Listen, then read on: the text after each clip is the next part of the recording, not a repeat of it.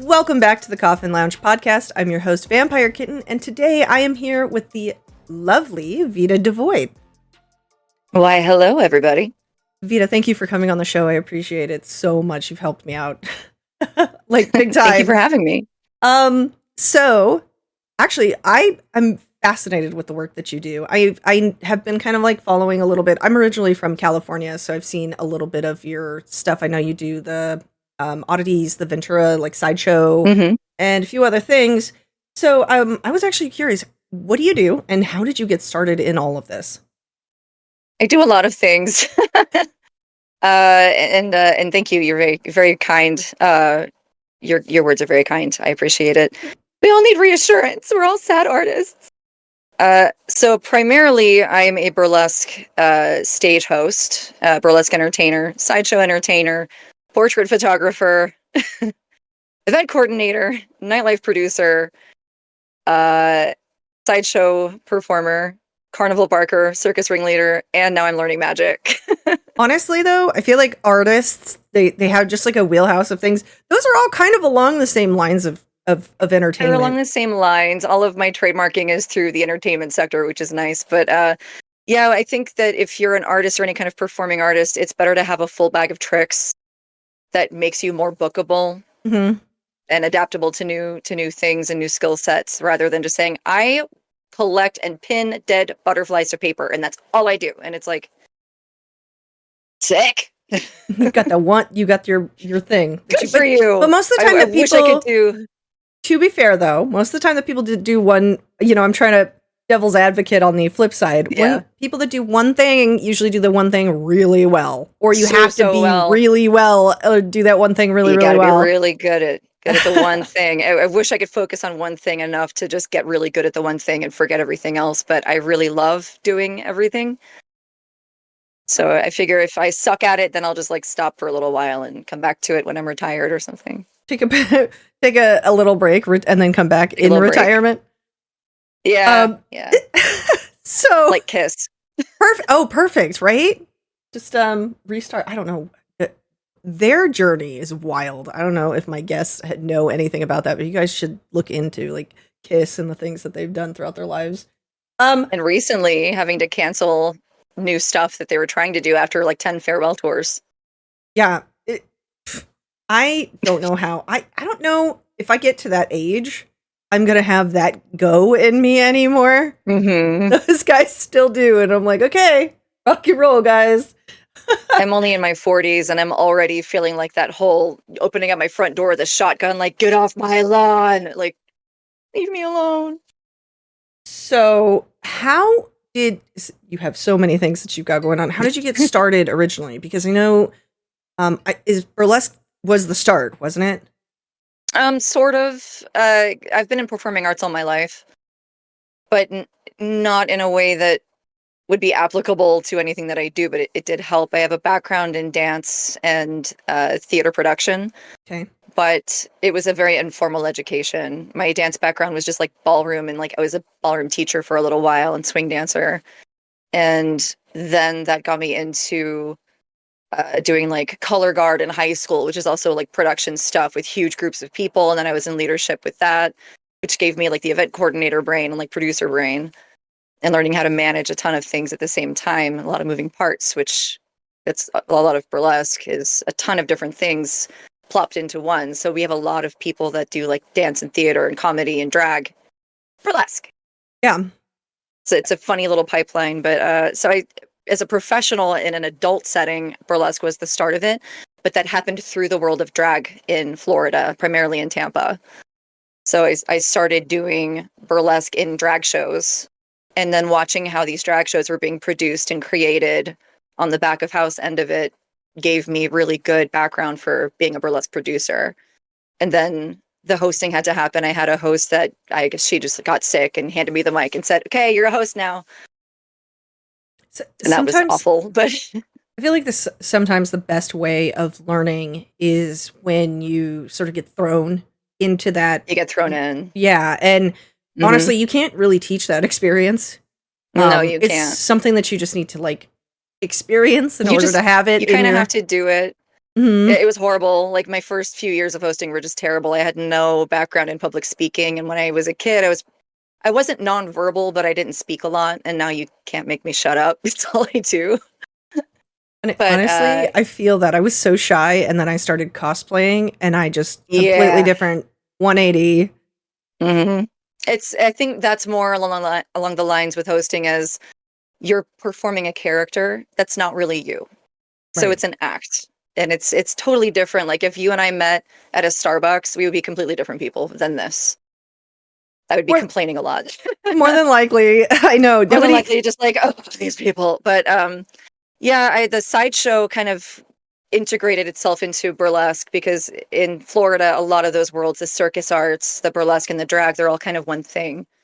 And we're all very close and we all kind of operate on like a barter system. So if it's like, hey, I want to learn fire eating, do you want to learn feather fan dancing? And it's like, yeah. So we all kind of get together and trade stuff. And then I got into carnival arts. And now it's most of what I do is working in circus sideshow or bringing sideshow into the cabarets that I already like host for. I always bring like little bits of that into what I do. What is your favorite sideshow thing to do? A balloon swallow. Oh, perfect. That's good. Do you do Yeah, swords too, or just the it's kind of balloons? like sword swallowing a little. All right. Yeah. But it's Do, like a 5 foot long balloon and it's one giant penis joke and it's hilarious. I bet everybody loves that though. It's so stupid. But it's um, like one of the easiest things that I do, and it's the most popular. Everybody wants me to do it, and it has the biggest crowd response of any of my stuff. So I guess I'm just gonna keep doing it. so have you ever done clowning then? Or is that just Um, like a little of what you tap into? Sort of. I don't have an education in clowning, and there are some very specific things that clowns are trained on, Right. and it's a lot of physical acting and a lot of miming, and that's not really something that I do.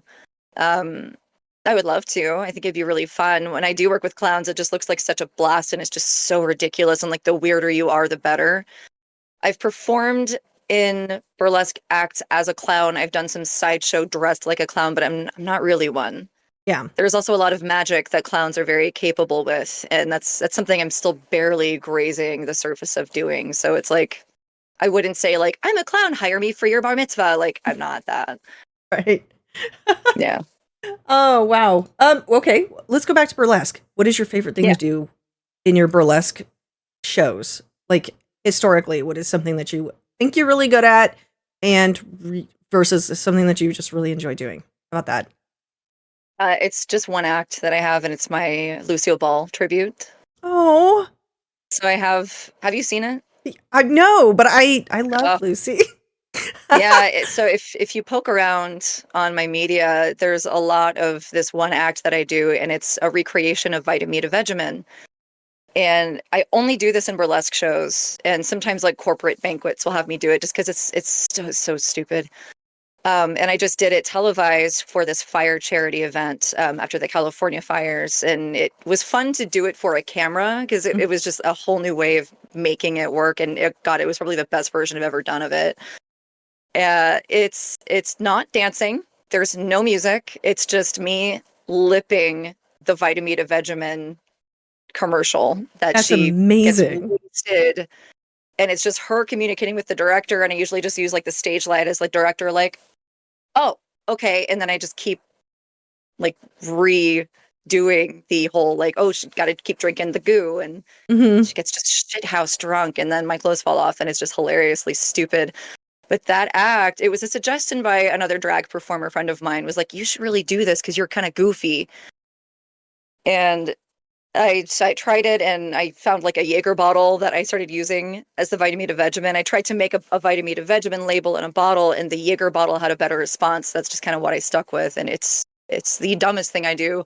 It's the most booked act I have. That act took me to Edinburgh Fringe for the first time in my life last year. Wow.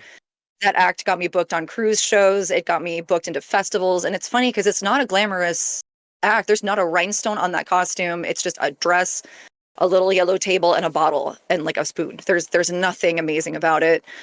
So I feel when that act is on with like a gorgeous burlesque festival, I stroll in with just my shitty little dress and like dumpy hairdo. And there's all these beauty queens with their giant wigs and rhinestone gowns and gorgeous props. And then there's just me with like my spoon. That's amazing, though. I mean, It's so that's kind of dumb, a but it went viral. it's kind of a testament to your, I guess, your skill, though, because you don't need all Mm, of the I don't flashy need all the whatever. stuff. You're just like, here's my spoon and my bottle, and let's It's go. just a clever, yeah, it's a clever little act. And I had a couple of queens that helped me out with that one and like kind of guided me on like proper lip syncing for it because there isn't a lot of lip syncing in burlesque. It's not really something that's done outside of like the Florida community. They're kind of big on that, but it's Right. because we came from drag, we got so used to it. And now out here in California, like just nobody does that. So it's like odd to see it because some people get confused and think that I am a drag queen, which is flattering. I was gonna say the F word, but I thought better of it. Oh, Um, you can curse here. it's fucking flattering. But yeah, I really love that comparison because it is like still tying like what I started with back into what I'm doing now, like bringing the drag together. It's just really, really fun, and everybody freaking loves Lucy. Speaking of which, you have done some vampire drags. I'm gonna actually have to look them up because I know you Yeah, have a Lestat. A I just started Lestat. doing him. He's so Love pissy. I love him. it. I've seen that God, he's one. such a brat. I Did hosted the Ventura Vampire Ball, Bloodsuckers Ball, at the Majestic Theater, which is a beautiful theater, and it was with a company called Seaside Oddities Expo. They create a lot of different fun events in that area, and they literally grabbed me and dragged me into the office of this theater and showed them my Lestat cosplay and said, "This, we're booking this," and they were like, "Yes, we are booking this." did you do Nosferatu too? I feel like that's Oh, so that was just something I threw together to go see the movie with a bunch of friends of mine that do cosplay. okay. So It is some of them really dressed up. good. Thank you. Some of them dressed up a little bit, and some of our friends just kind of turned up. But a lot of people have been dressing up to go to horror movies, and it's really cute. I love seeing that because I love cosplay and I love doing closet cosplay. So it's like that was just a coat that I had, and I bought S- a beret, and I already had like a pointy ear. I had like one ear on because the beret covered the other ear, and then I just got myself looking really gross and spindly. That So was good. It's fun. so good. I love I was it. so into that one. Yeah, that was it was one of the simplest things ever. Like, wow, I have a dress that's long. I have pointy shoes and a jacket. Perfect. So you do going let's talk about costuming since you had mentioned Yeah. the closet cosplay. Do you make all of your own stuff? I think you do, don't you? Or a lot of it? Some of it, most of it is pieces that I find here and there and I embellish them and make them work for me or add things to. Some things I did make completely from scratch. My Lucy Westenra costume from the 90s Bram Stoker Dracula, that was completely handmade from start to finish during the lockdown. Like not a single piece of that was It's like incredible. pre-bought. Thank you. That was one of the hardest projects. I've wanted to make that since I was 10 years old. Well, I've we all always had wanted that. time And for about a year. yeah, we all had the time. So I just got a glue gun and some lace and kind of went for it.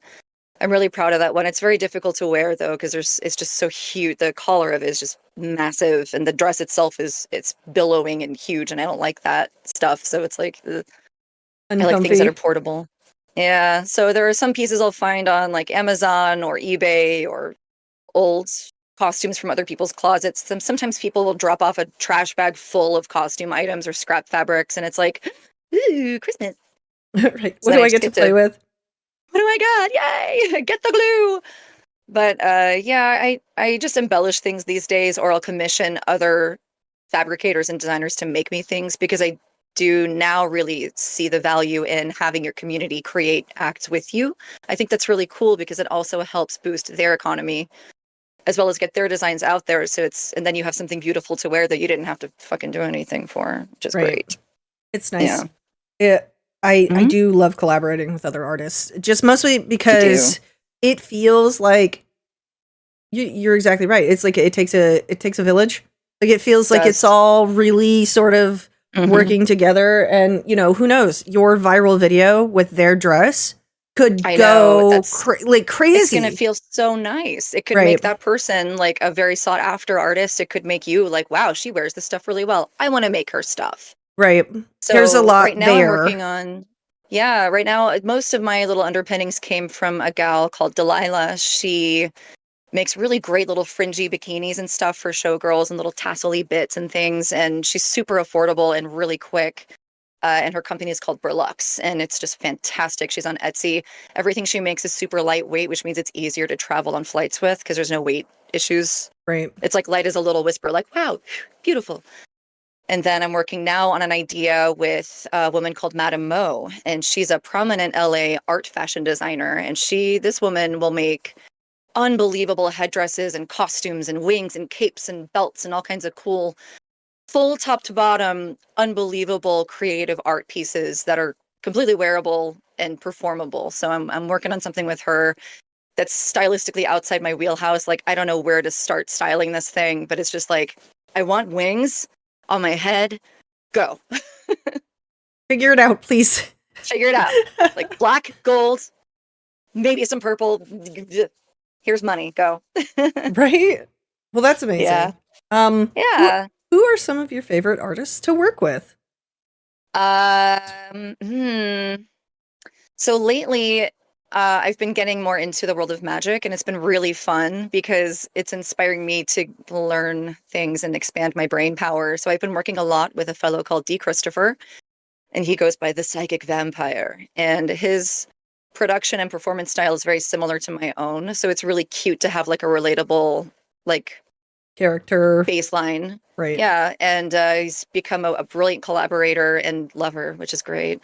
But he is getting me involved with a lot more immersion theater, which is really nice. And I'm getting him some gigs out here in California. We've been bringing him into burlesque shows out here and stuff. And it's just really nice to have a collaborator that is equal, where it's like, I water your garden, you feed mine, Miracle Grow, and this is just fabulous because now we have a pretty little sanctuary. It's really cute. I really love. Oh, sorry. Oh, I was going to say, speaking of the Psychic Vampire, can we talk about the show? Yeah. So, what is the show exactly about? And is it we're looking like it's April 17th in Burbank, California, at a venue called the Roguelike Tavern, and I do a lot of shows there. And the staff and owner, John, everyone is just so lovely and encouraging of all the weirdest shit ever that we come up with. It's like, yeah, sure, just take the venue, whatever. I love it. So the Psychic Vampire, as it is right now, is a very silly, very funny, very spooky mentalism, not really illusion work, but like mentalism, mind reading. We jokingly call it sex, blood, and rock and roll. It's very funny. And it's kind of a collaboration now because I'm learning some fun things like mind reading bits, and I bring a little bit of comedy into it to open it up. But it's a seated show, and it's very crowd interactive. There's a lot of crowd participation that goes into this. So if it's a smaller audience, like pretty much everyone's going to be a part of an act, whether they want to be or not. It's hilariously presented, and it's storytelling, and it's just really, really fun. There's tricks, there's shocking things, there's terrifying things, dangerous things, and sometimes it gets a little gross. But basically, it harnesses the lore of any vampire trope in cinematic and literature history. So it's like, oh, vampires can like super speed. Like there's a fun act about that, or they can read your mind. Ooh, and it's like, wow, there's an act about that. Or the blood stuff. There's an act about that. It's just really, really fun. I've never heard so many laughs in a show in my life because it looks spooky and it looks creepy and like horror. But then when you sit down and you're just constantly giggling, we have to put like a bathroom break in there because people are going to pee themselves laughing so hard. It's great. I love that. Oh my gosh, that sounds amazing. It's so fun. I was a part of it for a Vegas run, and I got to do like a little pre-show and a little bit of a mind reading bit. And it was just the most fun I think I've ever had working a production. It was really cool. That is super cool. Yeah. The props in this are actually also incredible. The costumes, from what I can tell, are incredible. It's very fun. Really fun. Yeah, so tickets are on Eventbrite if you look for the Psychic Vampire Burbank. Okay. It'll pop right up.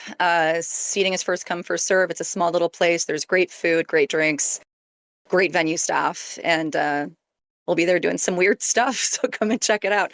We also have an amazing burlesque artist opening the night. Her name is Ashlita, and she is the CEO of Peekaboo Magazine, which is very spooky.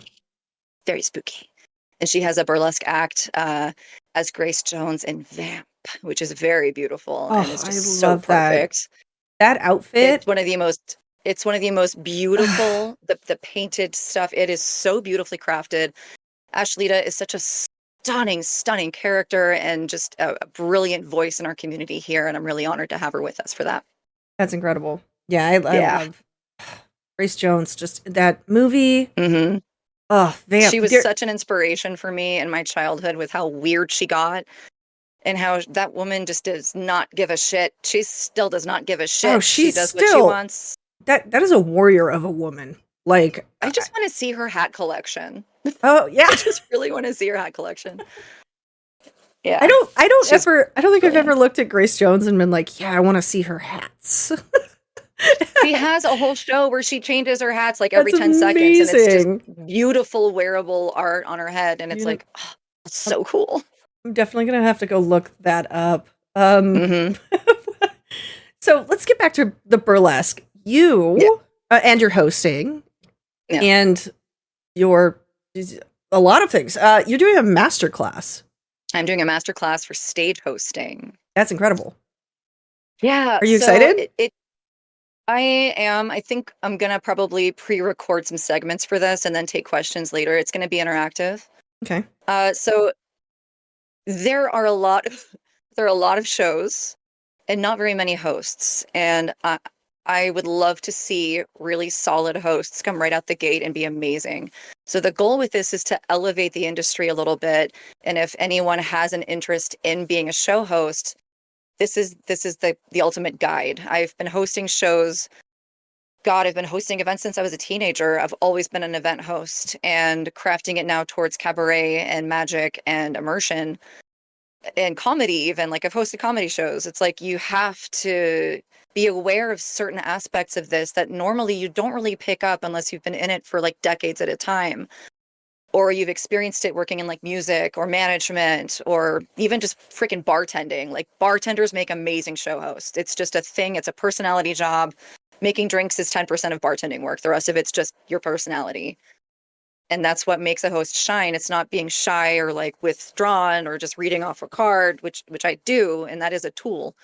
But creating a great persona and creating ways of working around either lackluster spaces that don't really give you the tools you need, or performers that don't give you their intros or ways to announce them properly, or even just popular language. Now there's this pitch that a lot of hosts in burlesque specifically do, and in modern times it just does not fly anymore, where it's like, oh, first rule of burlesque, don't touch us, how we can touch you. And it's so shitty, and it strips an audience of their autonomy, it strips an audience of their consent. And it just, anytime I've seen it said, the whole show audience will just go, ugh. Oh.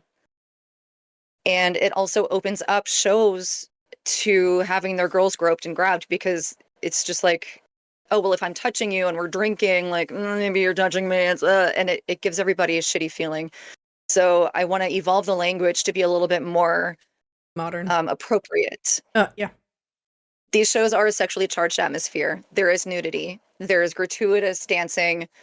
There's sexual, implements going on, and people are drinking and they lose their inhibitions. And sometimes they don't pay attention when you say, don't touch us. And then if we touch them, they think, oh, I forgot. Like, I'm just going to boop, boop. And like, it's really fucking awful.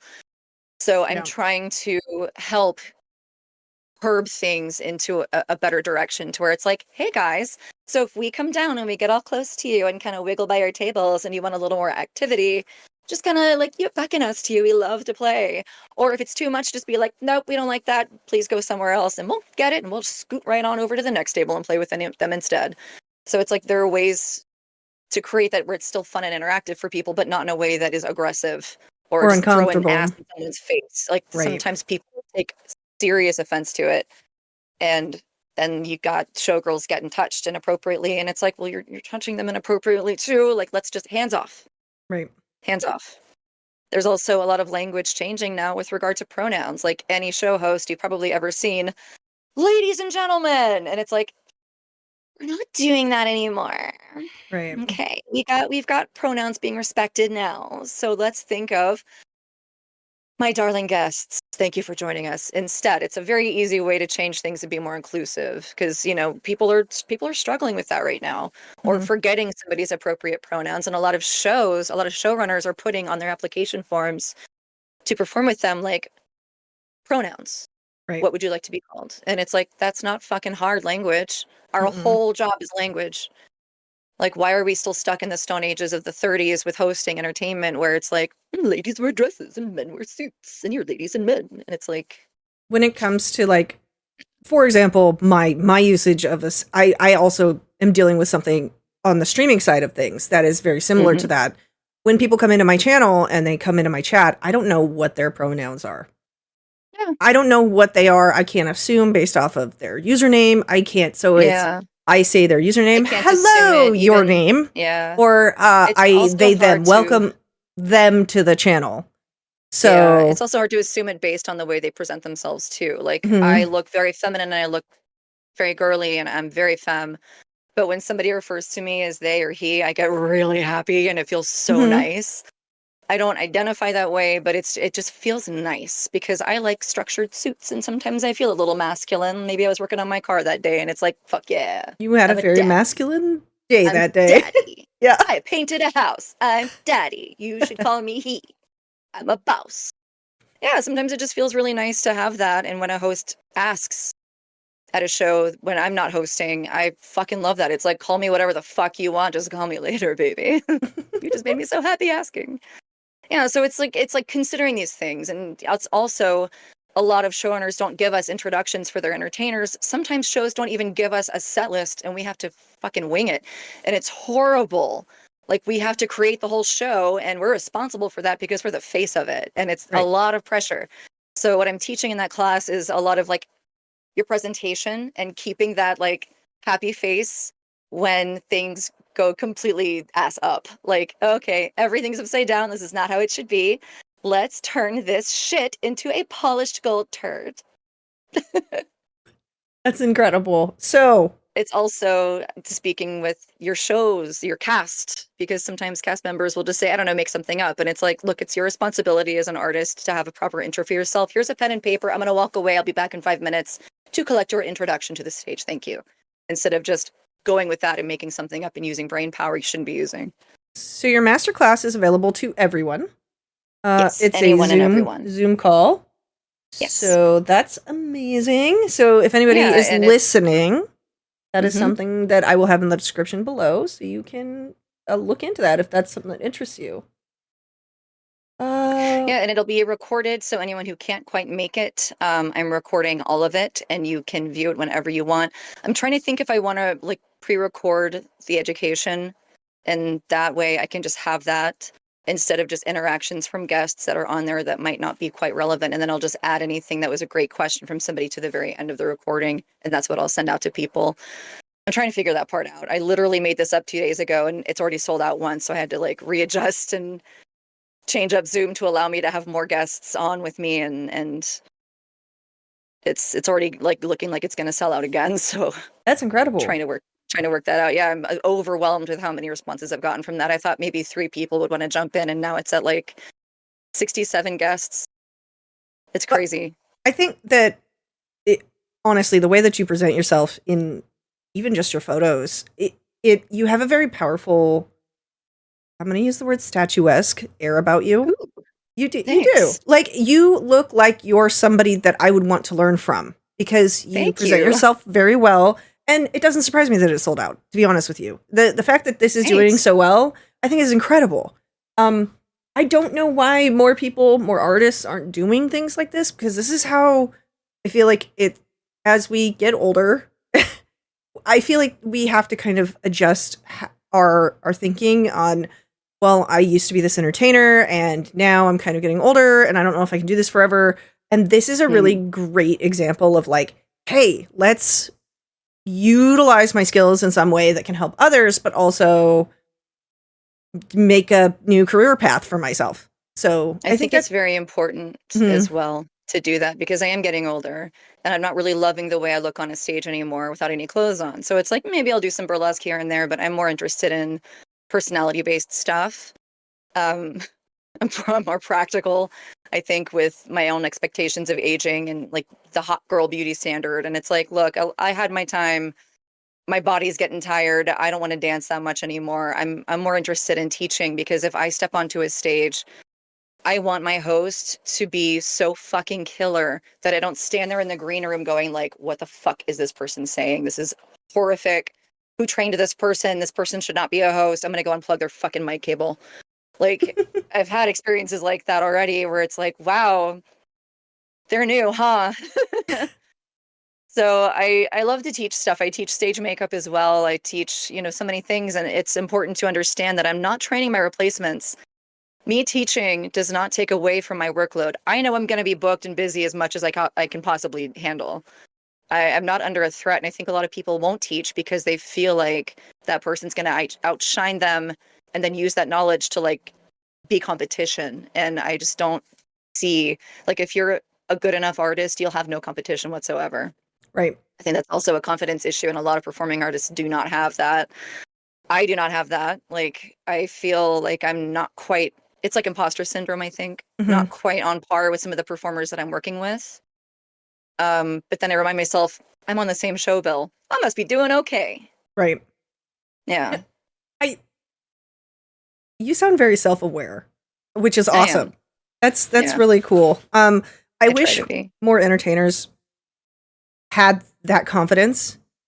It feels so bad because like I meet a lot of people who are just incredible human beings, but they're so not confident. Self-conscious And really don't think that they are good enough. And I'm just like, what you just said is a perfect example of that. You wouldn't be where you are today on the same bill if you weren't good enough.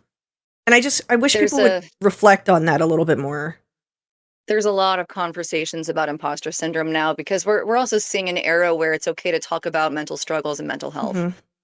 And the entertainment sector of the world is one of the hardest on earth to work in. It just simply is, because we're being held to certain standards that a cashier wouldn't be, right? That a lawyer wouldn't be. We're held to standards that a teacher would not be held to.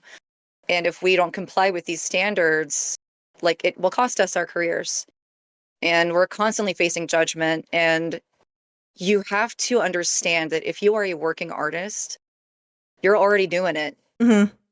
Baby, like, you're already out there, you're doing it, you're doing the work, you're becoming a star. If you're not one already, like, you're out there. That's the first thing to be grateful for, that you have the ability to do that and be brave enough to be a public figure. It's not fucking easy. That's why so many don't make it.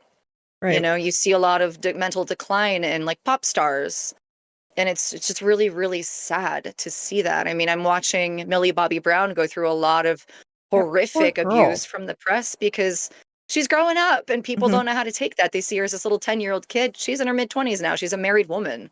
Right. And people are like, oh, fuck, she looks old. And it's like, she's an adult now. Right. Don't be disgusting. And she's being confident and she's lashing back at it. And I'm sure it's affecting her. I'm sure she probably feels really horrible about the things that she's hearing about herself. We still feel bad when we get critique and feedback that's not positive. It sucks. But she's strapping on her big girl panties and she's doing it right by not retaliating, but just saying, you're a fucking moron.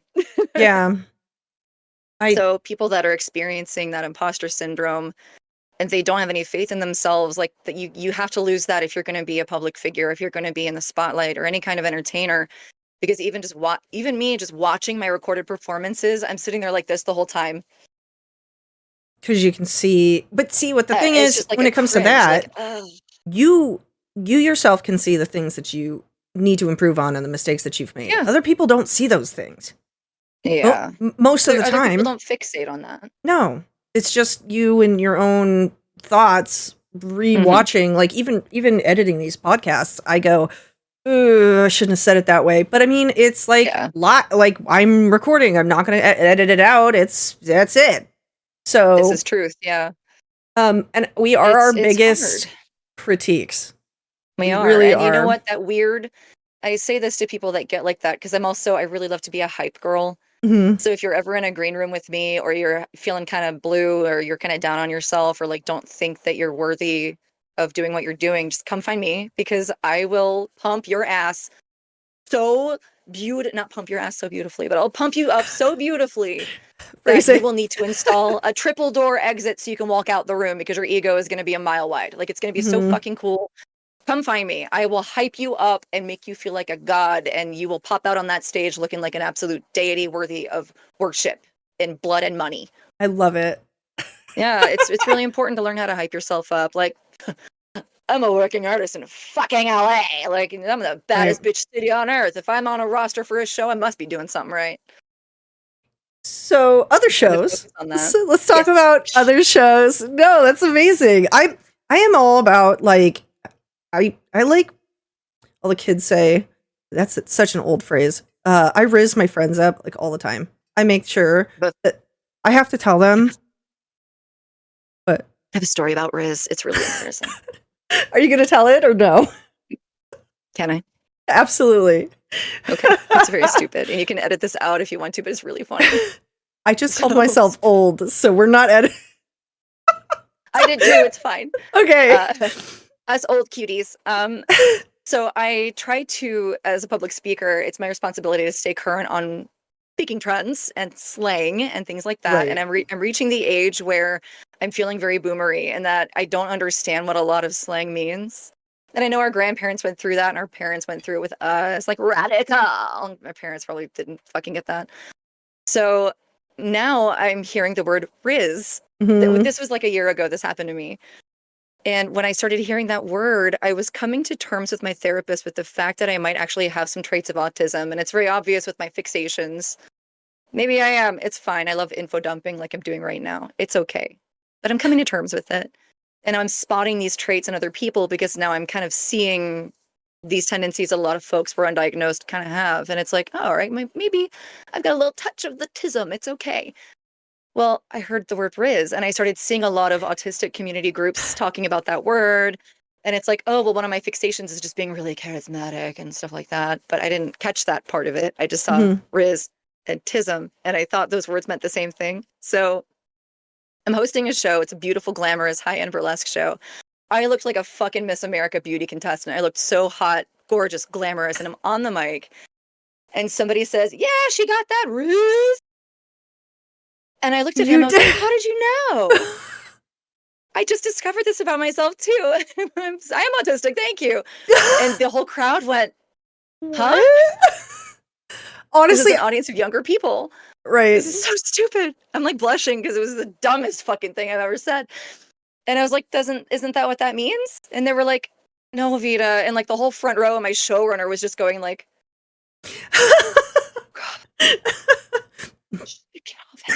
I was like, that's funny. What does it mean? What does Riz mean? And they were like, charismatic. You're a charismatic speaker.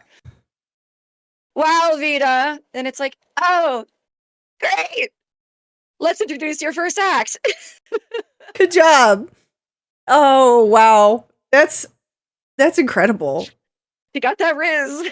Well, it's just a great example of why we need to stay current. Oh my God.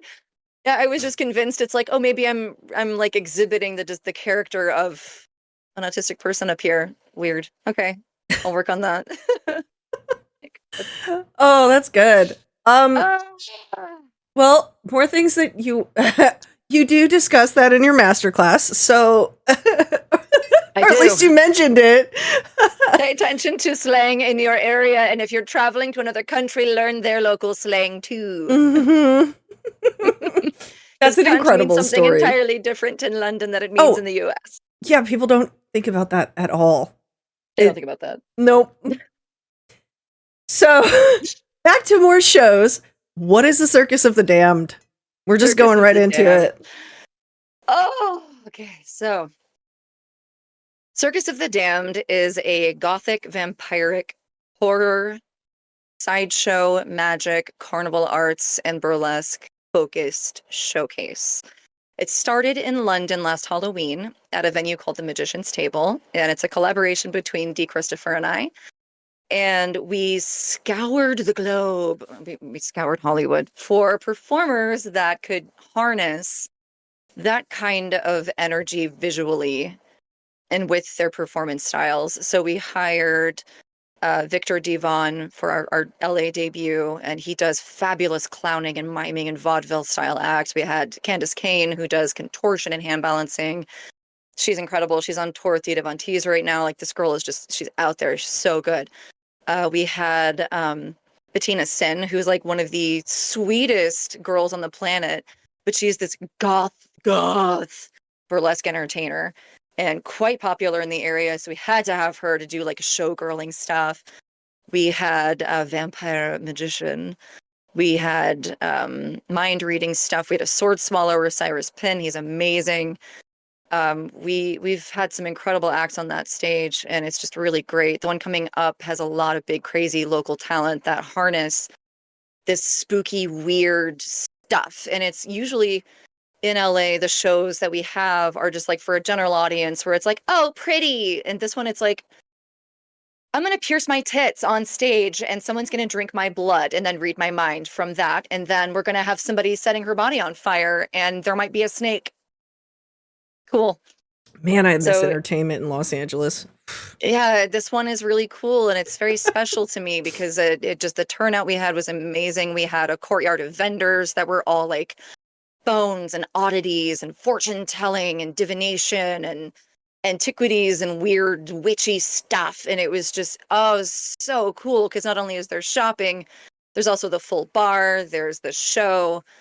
And it's just so weird and fun. And it's all under the umbrella of Circus Arts because most of us that are in that show come from the circus. And it's just a really, really cool way to bring that into an adult situation where it's like, there's no kids here, so we can get like naked. Right. It's great. Yeah. That's incredible. Yeah. And that show is June 1st at Knucklehead Hollywood, which is one of my favorite home venues to have. Most of my events are at that show, at that venue, rather. What is something that you want to learn? Like, if you had the choice to learn something, like if money was no object and you could learn a new skill, what would it be that you don't already know? Yeah. Like outside of entertainment, I would say fly a plane. I've always wanted to fly a plane. Cool. But I'm diabetic and they won't license diabetics. Oh. I know it's kind of sad. Well, they will, but there's so many restrictions to it, and I don't think I'd qualify for it. I've always wanted to fly a plane, a little one.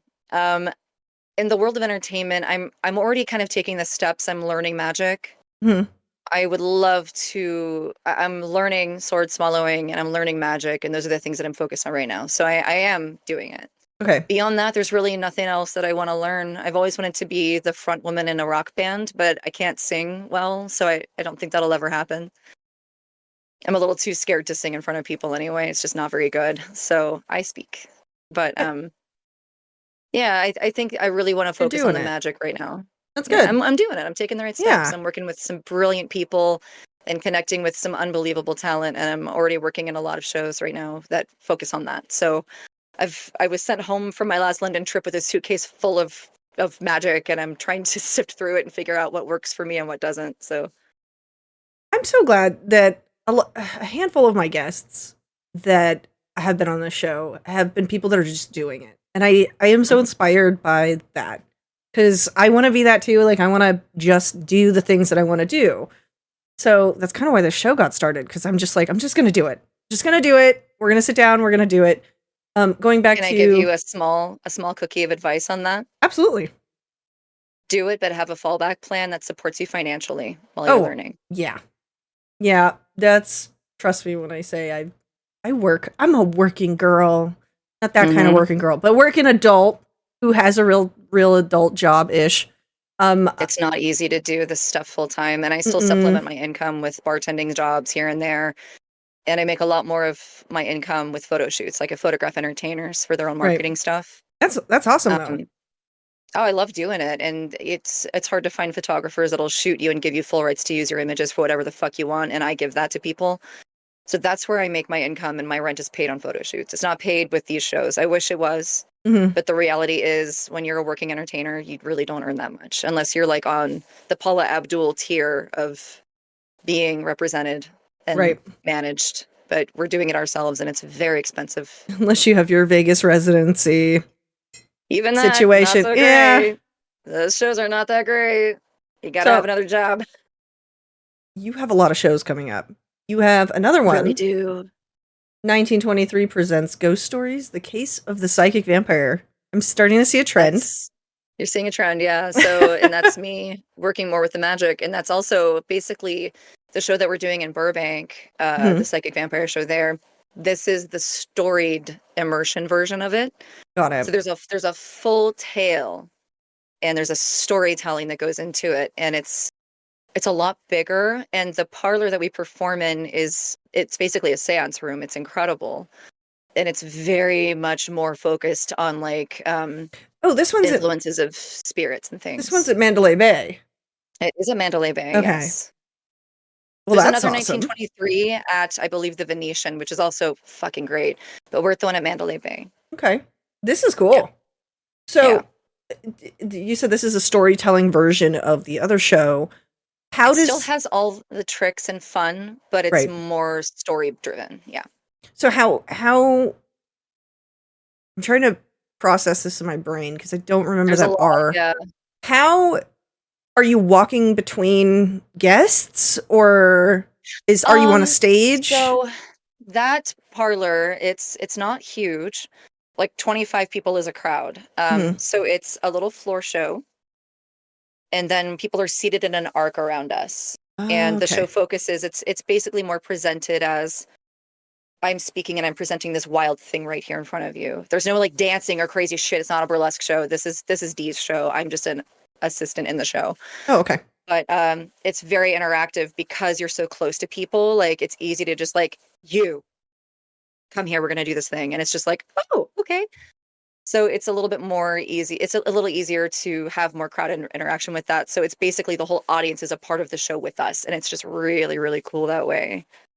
It's a mystery. It's a mystery show. It's very cool, very fun, very creepy, but This also very is funny.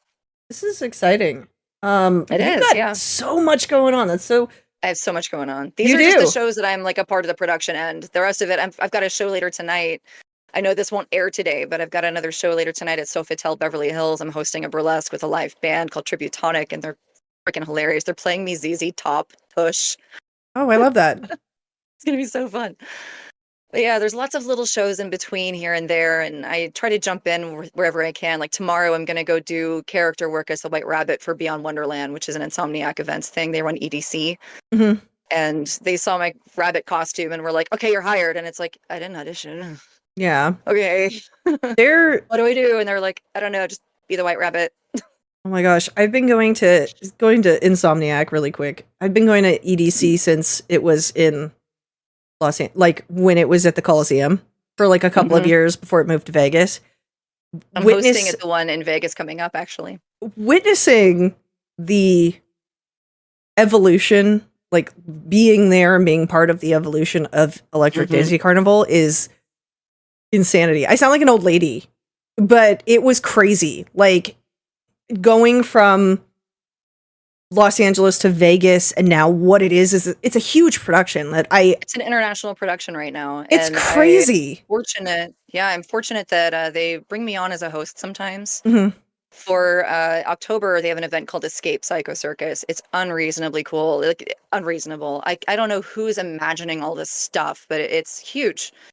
And they build an antiquated circus tent, and we have a cabaret show that is non-stop. There is something on that stage: magic, acrobats, hand balancers, jugglers, burlesque dancers. I'm doing Sideshow. I'm the ringmaster of that show. I've hosted that one for a couple of years now, and it's freaking crazy because sometimes I'm too overwhelmed with everything around to be able to like wander. I get a little overwhelmed sometimes, and just like seeing the scale at which they're creating these magical stages and experiences and walkthrough zones, it's like if you're a fan of going to theme parks like Universal and Disney and they do their big like holiday stuff, their spooky stuff, Right. it's that on heroin. It's Mhm. unbelievable, so much bigger, and there's just so much coming at you. So this is my first time doing Beyond Wonderland. They just brought me in to wander around a little bit and just, entertain people up close. But I am actually hosting for EDC in May, and I don't know what the That's dynamic is going exciting. to be. Yeah, it's just I'm tied in with the company now. I freaking love it. It's just so creative. Mhm. They take great care of me as a guest artist, and it's just really it's really a good time. So I'm really excited to finally check out like the big EDC Vegas event because I've Oh, have never you been not able to been? see it. Oh my I gosh. haven't been. But I've watched the growth of it for years, and it always looked like something I'd really like to see. So I'm so thrilled to be a part of that, You and are just going to have a grateful for that because blast. it's very visually inspiring for things that I could work on with more whimsical Hmm. stuff down the line. Yeah. I have a handful of friends who are like like they're stilt walkers that do that. Mm-hmm. And then they are the walkthrough performers and stuff. Mm-hmm. And they love it every year. And they just want to keep going back every single year. And I'm just like, man, I'm kind of jealous. Like, I want to go perform at Yeah. like something that large. Like, that's so cool. Yeah, I'm sorry. I kind of got on a fun little tangent, but it's Oh, it's nice, okay. like hearing that people really I enjoy their hope that you leave experiences. this in. Yeah, I hope you leave this in because the people that bring me in for this would probably really like to hear that. Oh, it's amazing. So I'm a horror movie girly, and you had mentioned talking like dressing up and cosplaying and going to like the movie Mm-hmm. theater and stuff. What are some of your favorite horror movies? Usually it's vampire movies. That's just kind of my fixation. Hmm. I've always loved them since childhood, and it's a comfort horror movie series. Actually, there's 5, 6 now, and they're awful. It's the Subspecies series, the entire series, including Vampire Journals and their recent sequel, which was god awful. I loved it so much. It's just this monstery vampire that just is obsessed with this woman, and she's freaking terrified of him, and he just will not stop. And it's gooey and drooly and it's spindly and yeah, like it's just it's so dumb. It's my favorite.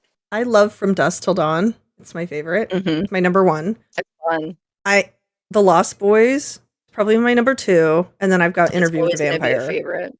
Those are like Oh my yeah. top three, and that's like any horror movie. It's not just like it's. I love vampires, so it's just like that's it. Mm-hmm. What did you think of Nosferatu? I loved it. I really loved that they expanded on Ellen's character a little bit to show that she has mental illnesses Hmm. and she's been fighting them her whole life. I love that they gave a little bit more magic to it, where Right. she's it's this enchantress that brought this man back to life. Like that's just so interesting, and I think the tone of it that the creator of that film is absolutely brilliant. Like I will love everything he does forever. And I don't know how to pronounce his last name, so I'm not going to It's try it. Eggers, I believe. I Robert guess. Robert Yeah. Eggers. Yeah. So I loved it. I thought visually the color toning and the dreariness and the grit and the grim Hmm. feeling that it gives you, it's just such an atmosphere and it's so beautiful. I love that my favorite scene, and it was one of like I think the media's favorite scenes as well, was this crossroads in a forest. Oh, it's the best. Crossroads in a Oh, forest. I'm And getting there's chills just this thinking about it. poor man with his little satchel and his little top hat, and he's just trying to get there, and then he just unravels mentally from exhaustion.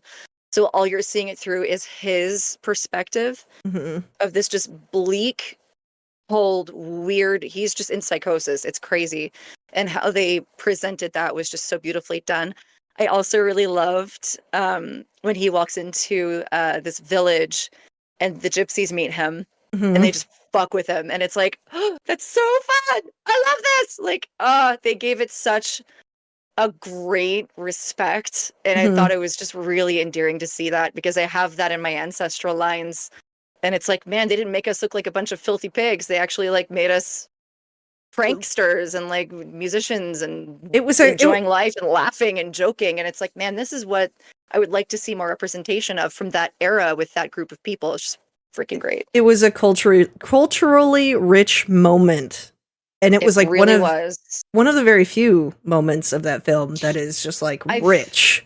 I've not seen the folk. I'm obsessed with Romanian folk. Hmm. I love it. I have a lot of ancestral lines from that. And it's probably why I was so obsessed with that shit growing up. Like, ooh, the folklore. What's this weird monstery intestinal thing that's just this head with guts on it that's eating people? I love this. So they showed a woman on a horse walking over a grave, and the horse stops, and the body was exhumed and penetrated with a stake. That was Right. very real. That was Hmm. something that happened because people were not educated on what happens with the process of decay and death. And that's where the legend of vampires started. So the fact that they left that in and they created that scene, I was so satisfied. Like the weird little kid in me that loved those tales and lore was just, I was so happy that they gave us that. And they showed like, oh, can you tell me what this was about? And then the Nosferatu character was, he was like oh, there's, and it's just, it's so, because it's what it is. Like they don't really do that stuff anymore. But I did hear about a case like that in recent years where a body was exhumed because it was like haunting somebody. The dead person was haunting a family, and they cracked open his casket and fucking did that stuff to the corpse. And it's just like, it's 2025. It's 2025. What are you doing? Listen, on the path that we are currently on, I have said it's 2025 almost weekly at this point. Oh my God. It's just crazy. Yeah. I thought that film was just so important to vampire lore in cinema. And I really hope that it inspires other filmmakers working in the vampire genre to include like this gross gurgling, sucking, and the biting that's just not sexualized. It's not like romantic, like, oh, I'm in high school and this 200-year-old vampire is in my high school. He's in love with me. He's going to make me his forever. It's like, I want to see somebody actually terrorized and possessed by this creature that's like a revenant. I want to see this. I think it's so cool. It was really cool. Oh, it was amazing. It was so beautiful. So Robert Eggers is also coming out with a werewolf movie. I'm so excited. Don't know when that is. I think it's just called about the labyrinth. Werewolf. Oh yeah. I've heard multiple things. I love the labyrinth. I love Jim Henson. I'm a big Jim Henson fangirl. Dark Crystal was one of my favorite movies growing up. And I remember I showed it to one of my exes, and he looks at me after the movie was over. He's like, "That was scary as hell." I was like, "It was scary." I know. That was one of my favorites growing up. I love Jim Henson. I actually have a Goblin King burlesque act in tribute in full boy body drag as David Bowie. That. It's really fun. It's on YouTube. You can find it there. Okay, I'll have to go look. I'll at you on YouTube as well when this all comes out. So we'll be able to people will be able to find those. Yeah, the Lucy act is also on there as well if people want to check that out. So, what are some of the horror movies that you're interested in that are coming out? I have been on planes and driving cars and in transit for the last half a year. So I am completely unaware of anything coming out, except I have a friend of mine that worked on this. I thought you were going to segue to the new Final Destination. I'm sorry. I took that. One? Yes. I took that the totally wrong direction. Doing that. So it's a movie about a unicorn. It's a horror movie. It looks like a horror comedy. I think it's called The Last Unicorn or something like that. A friend of mine worked on it for a bit. And Murder of a Unicorn? Something like that. And it looks... There was a preview for it when I went to see Nosferatu. And I'm sitting there in the theater like, this is insane. It looks ridiculous. Death of a Unicorn. It looks to me a bit like it's on the same lines as Abigail. Mm-hmm. Kind of similar to that. I'm so excited for that movie. But yeah, I don't really know what's coming out. I haven't sat down and watched TV and seen a preview for anything in ages. I've just been over... It's not like a humble brag. I've just been so busy that I haven't sat down and focused on anything coming out in the media. It's understandable. Totally. If you're busy, you're busy. I would love to not be so tight and stretched out. That's not innuendo for anything sexual. I love that stuff, but I am so tied up with everything else that I'm doing that I can't sit down and focus on new media coming into my brain. Okay. Right now I'm working on output, not input. What is your favorite B horror? Cabin in the Woods. That's a good one. Cabin in the Woods. That's a good choice. It's so funny. I would love... And Lesbian Vampire Killers. That one was brilliant. That one's really good too. So funny. I don't know if it's quite B horror because both are so well produced. But anything that's horror comedy, I'm gonna freaking eat it up. Yeah. My go-to for horror comedy is always Shaun of the Dead. Oh, it's freaking hilarious. It's so good. Anything like that. Hot Fuzz was really fun too. There's another one with Nick Frost that just came out. It is... I saw that. Weird. It's like a serious one, actually. He's playing like a murderous cabbie. Oh, that one is very good. It's out already. It's But there was I just watched that, there's and another one seeing called him. Crazy House that just came out, Ooh. and it's a sitcom format that Uh-huh. just spirals. Like, Ooh. Have you seen it's Attack the Block? I have.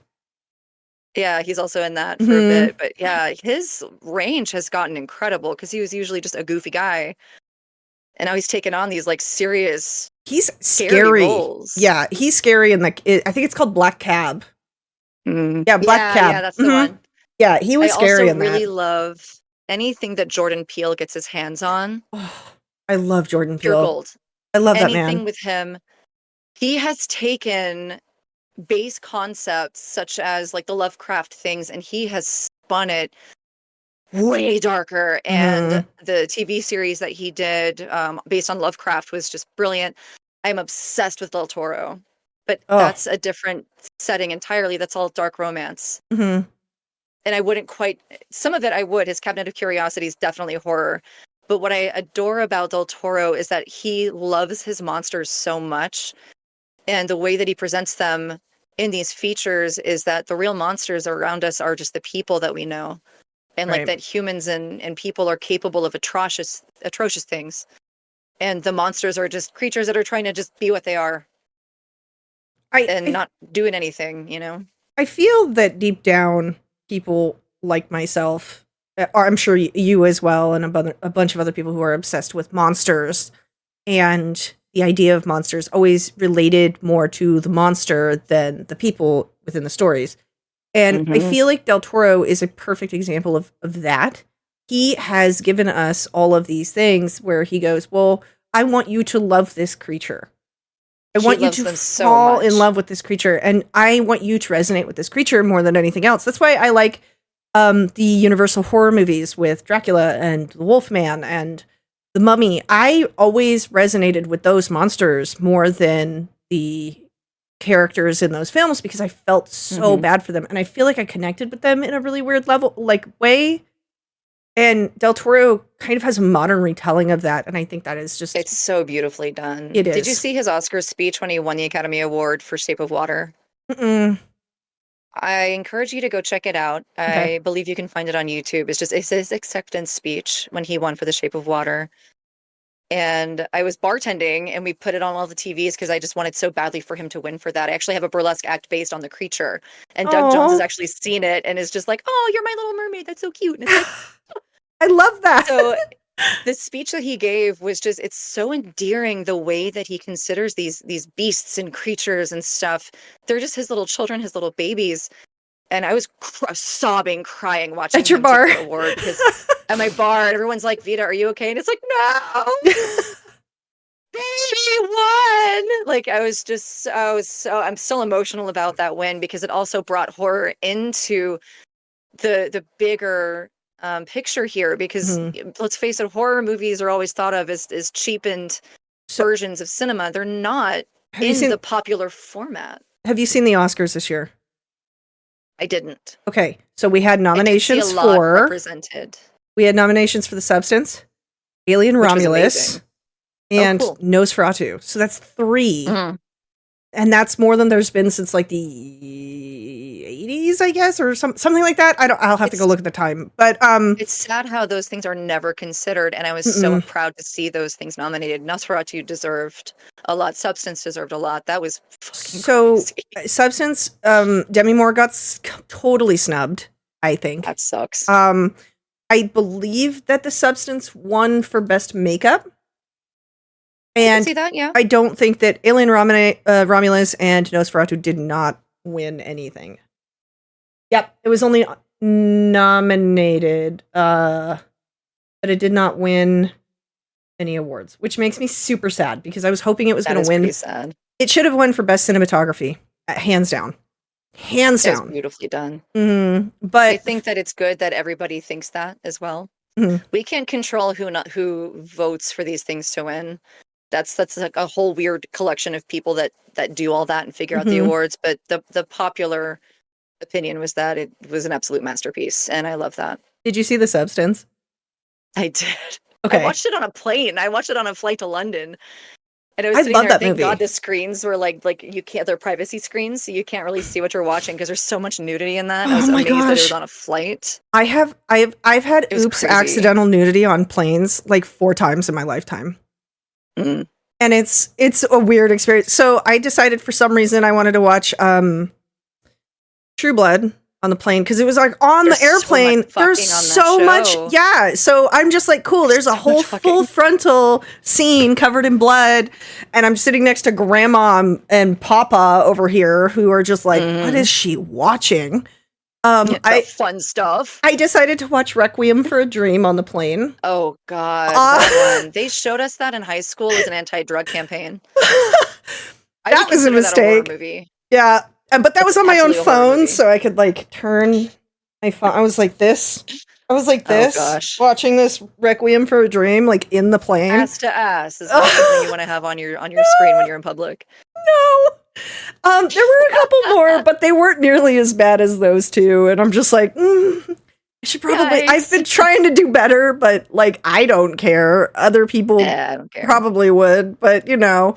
All right. But It's okay. substance is a choice for sure on an airplane. Mhm. That Oh, was a fun one, man. That was such a ride.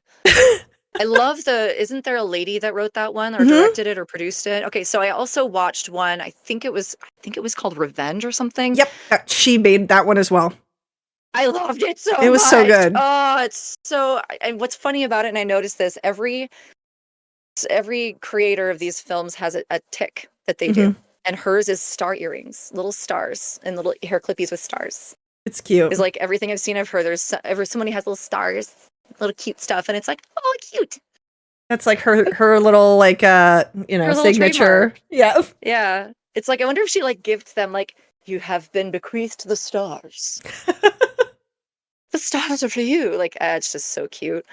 There's just something wonderful about that director and the substance, and she takes really gross things and makes it really fun or really It's just so fun. So there's some sort of emotion that she puts into disgusting horror situations that I just really like. It's she makes it charming in a way, and I can't wait to see. It's lewd in a cheeky way that's still fun and not like off-putting. Like in the substance, there are so many freaking bikini crotch shots. There's ass shots like crazy. There's so much ass in that movie, and it's still just like, oh, cute. And then she has a moment where she makes a joke out of it with the chicken wing, and I'm like, what? It just threw me. It totally threw me. So it's so funny, and it's like, wow, this would be an ordinarily pretty off-putting, but like, that's pretty smooth. Good for you. Demi Moore just was incredible in that movie. She killed it. They both did. I've always really loved her. She's in a movie, a small bit, in a film that nobody fucking knows about called Bunraku. And it is very cool. And it's a Japanese samurai spaghetti western. Oh my gosh. She plays a prostitute that is the favorite girl of Ron Perlman's character, who is the character called the Woodcutter. Oh my and he's gosh. a gang leader. I just realized I've seen this movie. It's incredible. The choreographed fight scenes are beautiful. There's ninjas. Gact is in it, and I'm obsessed with Japanese rock music, and I love him, and he's it's so beautiful. Josh Hartnett, heartthrob of the 90s, is in that, and he plays like a spaghetti western cowboy type. Woody Harrelson plays an exhausted bartender who's lost his love, and he's just sad and creative and like a cool, like the guy that helps, and it's just really beautiful. There's fist fights and hayas and brawls, and music is amazing. It's all done by Mike Patton. Mike Patton's also the narrator for the whole film. The colors in it's like Neon Demon, where everything is just gelled to shit. Fuchsia, magenta, yellow, blue. Beautiful. Everything is so vibrant.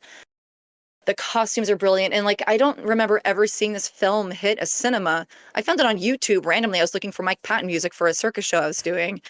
And I found it, and it's like, what the fuck is this? It's one of my favorites of all time. Not horror. I'm sorry to derail from that. No, but that's fine. If you're looking for some That's a Demi good Moore, movie. she's a spicy little hotcake in that movie. She's one of those like she's like a knocked up prostitute, and just kind of under the control of this mob. And she's like, "Hey, fuck you, give me some absinthe." And it's just like, "Ooh, I like her." See. So I have one recommendation for you. Do you like spaghetti westerns? Sometimes. Okay. Depends on what they are. One of my favorites of all time is called The Good, the Is it Bad, and the Tombstone? Weird. No. The Good, the Bad, and the Weird. It is a Korean spaghetti western, and it is chef's kiss. Phenomenal. It feels like Time Bandits mixed with the Goonies. But it's a Korean spaghetti western, and it is so good. The Good, the Bad, and the Weird. I gotta find it. Yeah, I think my favorite western of all time is Tombstone. Oh, that's a good one. It's hard to not love that. Even if you don't like that genre, it's so good. Thank you for coming on the show today. I appreciate you. Me. Thank you for talking about westerns with me, because I love that. I it's not something I'll watch anything with Sam Elliott in it. Oh, yes. But so even young, like Roadhouse, hello. It's pretty good. What a babe. Don't watch the remake, though. I think they remade that. I did. Oh. I liked the script. I thought the script was really funny, and Gyllenhaal really killed it in that, but it's definitely not Roadhouse. Not the same. It's not the same. So, where can people find you on the interwebs? If you have my name tagged onto this, just smash my first and last name together on any social media platform. It's just Vita DeVoid. That's how you find me. I will definitely check out your YouTube, because if you've got your stuff on there, I cannot wait. I'm going to go down a rabbit hole, literally. Oh, there's so much.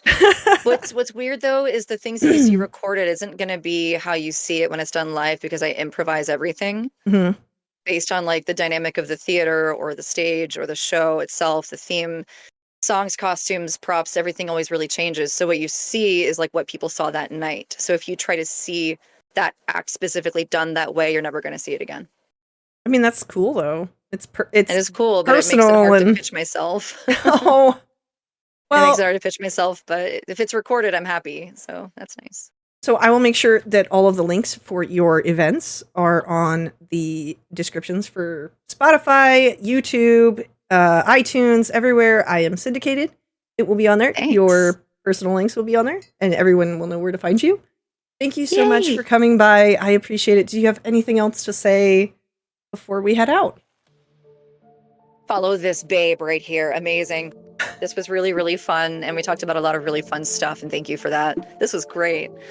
Thank you for coming by the show. I am your host, VampireKitten. Thank you, Vita DeVoid. And I will see you on the next one.